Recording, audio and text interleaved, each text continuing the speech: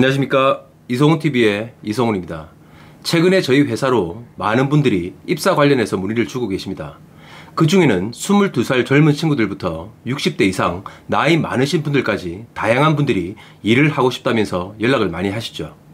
그런데 연락하시는 분들 중에는 남성분들이 대부분이고 여성분들이 문의하시는 경우는 거의 없었습니다. 아직도 채권 추심이라는 일이 무서운 일이고 복잡하고 남자들만 있는 곳이라고 생각하시는 분들이 정말 많은 것 같습니다. 그런데 여러분이 생각하는 것과는 완전히 다른 현실이 있습니다. 제가 얼마 전 새로 입사한 직원들을 상대로 며칠 동안 법률 절차, 추심 실무 등을 교육을 했습니다. 신용정보회사 자체 내에서 이런 교육을 하고 시험을 치는 시스템이 없죠. 그런데 처음 들어오는 직원들은 이런 교육이 없으면 적응을 못하고 그만두는 확률이 거의 90% 이상입니다. 그리고 일을 한다고 할지라도 돈을 만지는 일이다 보니까 사고도 발생하고 오래 근무하지도 못하죠. 그래서 저는 직원들의 추심 업무의 향상을 위해서 제 사비를 털어서라도 무조건 교육을 실시합니다. 이번에 새로운 직원들이 잠도 잘 못 자고 힘든 교육 과정을 수료했습니다. 우선 마지막까지 교육을 들어준 직원들에게 감사하다는 말씀을 드립니다. 그리고 마지막 날에는 업무 수행 능력 평가 시험을 치르게 됐습니다. 이왕 시험을 치는 김에 제 소속에 있는 15년, 20년 이상 된 직원들도 다 같이 시험을 보게 했죠. 그 중에는 억대 연봉자인 추심 베테랑도 다수 포함되어 있었습니다. 총 30문항의 문제로 시험 시간은 50분이었습니다. 그런데 시험이 종료되고 제가 채점을 해본 결과 엄청난 일이 벌어졌습니다. 새로 입사한 남자 직원들 그리고 수억대 연봉자인 베테랑을 제치고 여직원이 법률 절차와 추심 실무 수행 평가 시험에서 1등을 했다는 겁니다. 평균 점수는 60점대였고 2등은 15년차 추심 업무를 하고 있는 베테랑 직원인데 점수가 76점이었죠. 그런데 관리팀 여직원이 94점이란 압도적인 점수로 1등을 했다는 겁니다. 남자 직원들은 시험이 끝나고 서로 어려웠다, 이제는 끝났다 하며 자기들끼리 얘기를 주고받고 있었죠. 그런데 94점으로 엄청난 점수를 받은 여직원은 저한테 바로 달려왔습니다. 그리고 자신이 틀린 세 문제가 왜 틀렸냐고 하더라고요. 그리고 그 답을 제가 알려주니까 다시 한번 문제를 쳐다보고 생각하고 분석하는 모습을 봤습니다. 제가 남녀에 대한 편견이나 남자 여자 누가 잘났다는 그런 편향적인 생각을 가지고 있는 것이 절대 아닙니다. 사람이 살다 보면 실수할 수도, 그리고 생각한 것보다 일이 잘 안 될 수도 있죠. 그런데 대부분의 사람들이 어떤 힘든 일을 끝나고 나면 안도감과 끝났다는 해방감을 보통 가지게 되죠. 그런데 이번 시험이 끝나고 남자 직원 어떤 누구도 자신이 틀린 문제에 대해서 저한테 물어보지 않았습니다. 점수가 60점대이고 절반 가까이 틀렸음에도 불구하고 말이죠. 반면에 1등을 한 여직원은 달랑 3문제를 틀렸음에도 불구하고 저를 찾아와서 왜 틀렸는지 물어보고 그 문제를 다시 분석했죠. 그런 모습을 보니까 제가 처음 신용정보회사에 와서 일했던 과거가 많이 떠올랐습니다. 제가 20년 전 처음 신용정보회사에 들어왔을 때 온몸에 문신을 하고 공포감을 주는 직원들이 정말 많았죠. 그리고 사람들에게 전화를 하면 욕으로 시작해서 욕으로 끝나는 대화가 난무하던 시대였습니다. 그 당시는 신용정보회사가 초창기라서 통제하는 시스템 자체가 없었죠. 그 당시 제 생각에는 이건 회사도 아니고 직원들 근태도 엉망이었죠. 그리고 출근하고 싶으면 하고 말고 싶으면 마는 그런 썩은 조직이 신용정보회사였습니다. 우리나라가 IMF 이후 많은 사람들이 금전관계로 힘들어하고 있었죠. 채권자들은 거래처 등에 결제를 못 받아서 파산하기 일보 직전이었고 반대로 채무자들은 결제할 돈이 없어서 파산을 했습니다. 그 결과 그 돈을 받겠다고 다급한 마음의 채권자들은 거리로 그리고 채무자들의 집으로 찾아 나섰죠. 하지만 법적인 방법도 절차도 모르고 그냥 무턱대고 돈을 달라고 싸우면서 감정적으로 대처를 하다 보니까 많은 사고가 일어났습니다. 그런 일들이 계속 벌어지다 보니까 나라에서는 개인들의 거래대금이나 금전관계를 신용정보회사가 전문적으로 관리하게 만들고 추심 가이드라인 등으로 통제하려고 했습니다. 하지만 그 당시 초창기라 그런 시스템이 잘 구축되지 않았던 겁니다.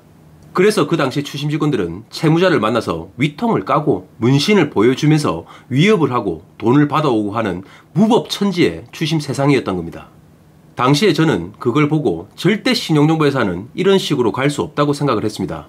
앞으로 분명 국가에서는 많은 통제와 관리가 들어올 것이고 그걸 견디지 못하면 신용정보회사는 폐업을 해야 될 것이라고 생각을 했죠. 그 후 20년이 지난 지금을 보면 채무자에게 욕설을 하고 협박을 하며 추심하던 직원들은 전부 다 없어졌다는 겁니다. 그리고 근태가 안 되고 투잡 쓰리잡 하던 사람들은 변해가는 추심 절차와 업무 방법에 적응을 하지 못했죠. 그 결과 전문성이나 지식이 없는 직원들은 하나 둘씩 떠나가게 되었습니다.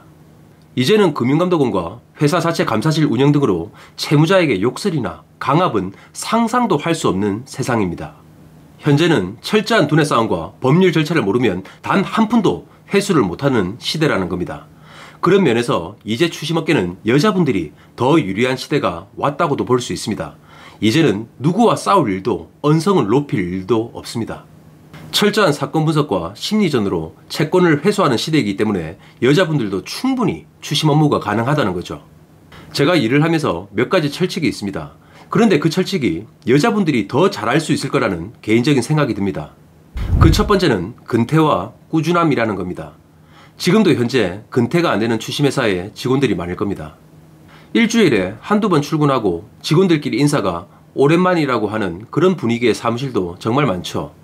그런데 여성분들 같은 경우는 술자리도 남자들보다는 다소 없습니다. 그리고 자기관리나 자존심이 강해서 추심의 제일 중요한 꾸준함을 갖추기에 아주 유리한 조건이라고 생각을 합니다.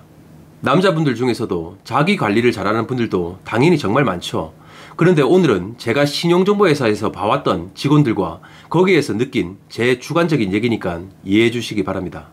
그리고 두 번째는 저는 그 당시에 다른 직원들과 차별성을 가져야 되겠다고 생각한 건 메모와 복귀하는 부분입니다. 우리가 추심 진행을 하면서 정말 중요한 것이 그 사건에 대한 철저한 분석과 상황 대처 능력이죠. 그런데 일을 시작하고 처음부터 갑자기 그 사건을 잘 분석하고 그 상황에 맞는 대처 능력이 생기지는 않습니다.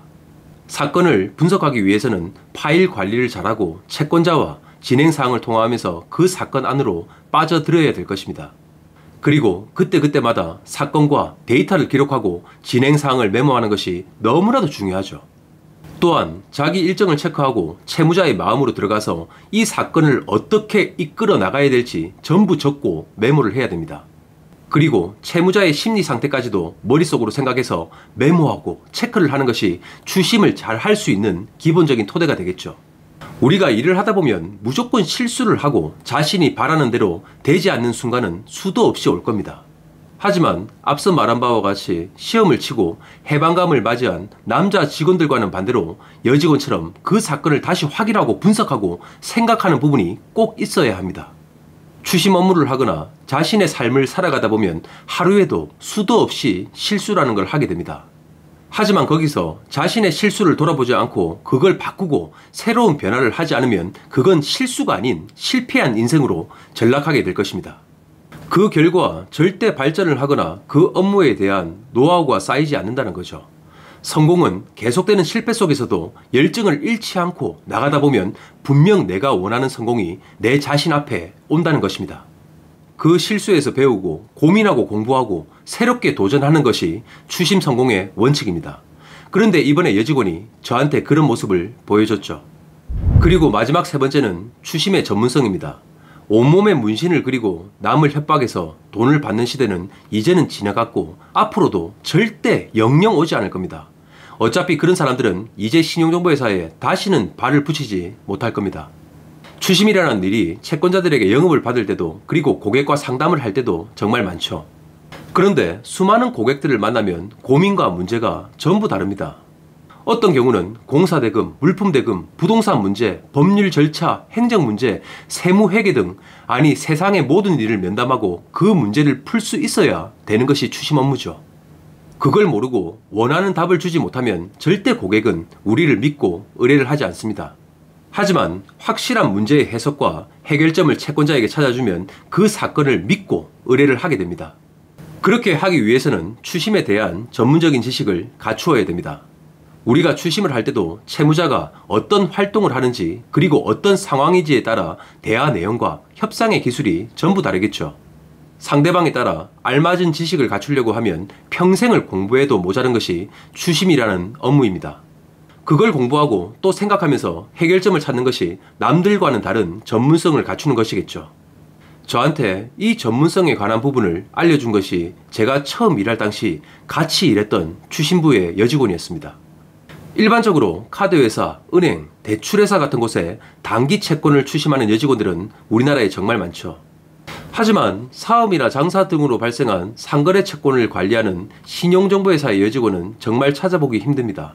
그런데 그 당시 30살도 안 된 29살의 여자가 남자들을 만나서 협상하고 자신에게 맡겨달라고 영업하는 모습을 보고 당시 저한테는 아주 큰 동기부여가 됐습니다. 여자도 저렇게 잘하는데 나도 할 수 있다는 생각을 가지게 해준 여자분이었죠.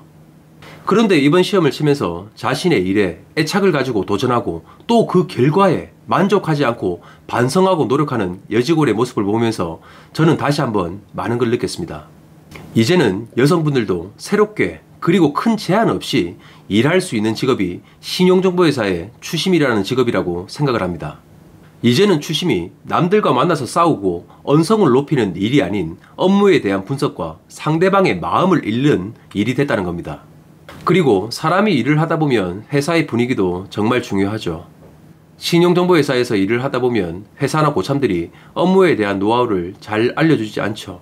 하지만 여성분들이 들어와서 일을 하게 되면 많은 직원들이 자신이 가지고 있는 업무 방법과 노하우를 잘 알려줄 거라고 생각을 합니다. 또한 채권자나 고객들도 조금 더 편안하게 상담하고 사건을 의뢰할 수도 있겠죠. 여러 가지 면에서 이제 여성분들도 언제나 도전할 수 있는 직업이 되었다고 저는 확신을 합니다. 지금까지 추심업은 남자분들이 유리한 부분이 많았습니다. 하지만 이제 서로 동일 선상에 놓을 만큼 여성분들의 불리한 조건들이 전부 다 없어졌다고 생각을 합니다. 저는 딸 2명을 키우는 아빠입니다. 저는 무조건 저희 딸들이 사회생활을 하게 되면 제일 처음 제가 알려주고 공부하라고 말해줄 것이 추심 업무입니다.